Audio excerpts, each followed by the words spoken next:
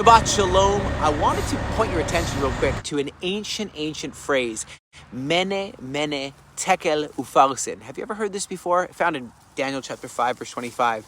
And it's when a hand writes on the wall the judgment against a kingdom, then it was Babylon, now it's Iran, who attacked Israel, and God says, you're done. And Daniel interprets the message because they needed it interpreted. And I'm going to interpret it for you right now, yet again. So, Mene means numbered. God has numbered the days of your kingdom, Iran, the terror kingdom, and brought it to an end. Tekel, you have been weighed in the scales, weighed in the balances, and you've been found lacking. Ufarsin, you are divided and broken. Yes, though, the proxies of Iran are continuing to strike us, trying to obliterate all of Israel. The Houthi terrorists shot us this morning. Shrapnel landed in Modi'in area, sirens heard all over Jerusalem on the Temple Mount. People are praying. They're running for their lives to bomb shelters about 4:34 a.m. today. And we're striking back, though. We're not going to allow this to continue. And you have security forces destroying the home of arch-terrorist Abu Yassin. He injured 4 border police, killed a staff sergeant, and his house is gone bye-bye. And that's what I think terrorists need to learn, that terror doesn't pay. And he was part of a terrorist attack a long time ago, but he didn't get forgotten. Now his house over in Beit Lead Junction, and so he murdered people, innocent people, and now his judgment has come. His house is being destroyed. Also, something extremely interesting is the Israeli Air Force just now disclosed the details of a highly secret, highly daring, and complex commando operation. You know, I'm a commando, and that's a kind of strange term, but that's what I am. I'm not just a sergeant major, I'm a commando. And I wasn't on this mission, though. I've been on other missions. And this one was a while ago in September. And that was one involving 120 elite commando forces inside Syria when the Assad regime was still in power. Now they're not. But it was wild. They went into this underground Iranian missile production factory, and they're trying to do missiles to shoot all of the good guys. The bad guys are trying to shoot the good guys, and it was called Operation Many Ways. There's many ways to get out sometimes of a trap.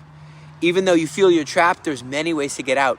And what happened is they were producing for Hezbollah, they were producing for the Assad regime, all these missiles. And so the facility was called Deep Layer. And it was deep underground. It was a research facility, SSRC or CERS in Maisaf, west of Hama, Syria.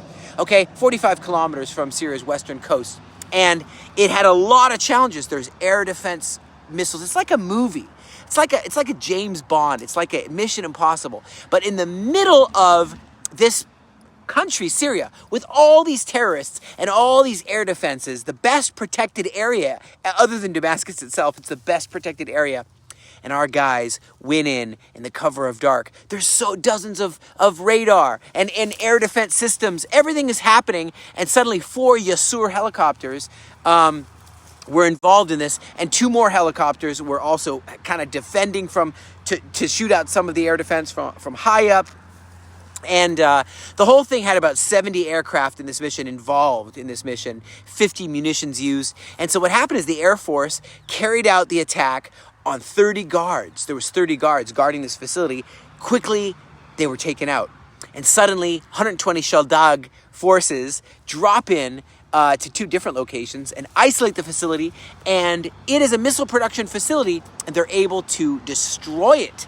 It was executed by the finest, also supported by 669 unit, which is a rescue unit. And they're really good. It lasted only 2.5 hours with no injuries reported. So that is just saying, look, we are going to stop you from doing terror. Get it through your mind, right? President Joe Biden just now, he said he was presented by Jake Sullivan, I believe, with a few options about striking Iran's nuclear facilities. And so there's about 3 different sources that said, hey, we could and should, before Trump gets in, if they are going for a bomb before the inauguration in the 20th, which is just a few days away, that United States should go and strike this facility. And so Jake Sullivan presented these different things, and he said there's a few different places, and Israel knows this too. Natanz, it's uranium enrichment. Fordo, that's underground uranium plutonium enrichment, I believe. Isfahan, location of uranium conversion plant, and Arak, which is heavy water reactor facility. And so some of Biden's aides said it's the time is now, because they're racing towards the nuclear weapon. And that's not something the world really wants right now. And but Biden did say Israel shouldn't go operate. We should not go operate on our own right now. We should wait for the whole Western world to join us, and maybe America will lead the way, possibly. So it is amazing to see that so many people are making Aliyah. We're able to help them at the charity. And it's also sad to see that many have left. I mean, I think it's about 35,000 have made Aliyah in the last year, but around 60,000 Israelis have fled because of the rockets. So pray for the situation. It's definitely volatile, it's definitely dynamic, and it's definitely a time of heroes to arise. And I love Psalms 25. Oh my God, I trust in you. Let me not be ashamed. Let not my enemies triumph over me. Shabbat Shalom.